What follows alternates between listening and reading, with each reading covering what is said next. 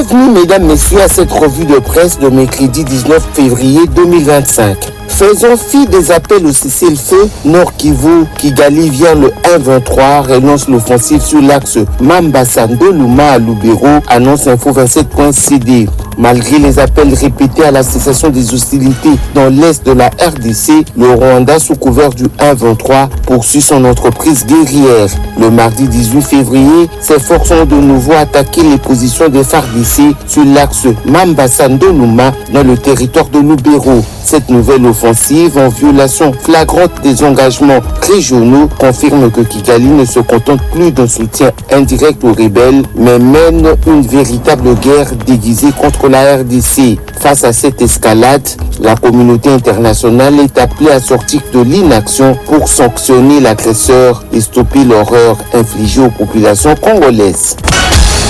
Violation des droits de l'homme, le 1-23 indexé titre l'objectif.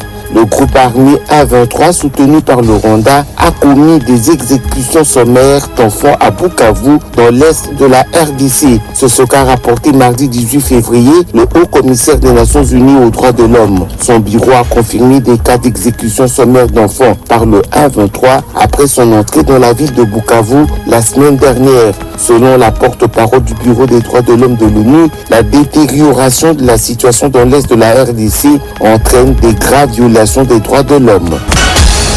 L'Église catholique d'Europe demande des sanctions contre le pillage de ressources naturelles en RDC, rapporte le Nouvel Observateur. Dans une déclaration le 12 février dernier, la Commission des épiscopats de l'Union européenne exhorte l'Union européenne à adopter des sanctions ciblées contre les responsables du pillage des ressources naturelles en RDC. Son président, Mariano Crociata, plaide également pour une réévaluation des termes de coopération économique, notamment en ce qui concerne le protocole d'accord sur les chaînes de valeur durable pour les matières premières.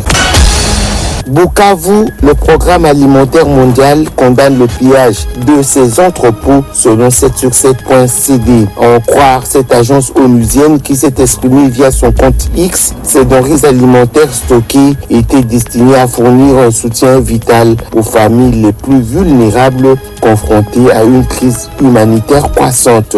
Elle a par ailleurs rassuré de la reprise de l'assistance alimentaire aux populations vulnérables.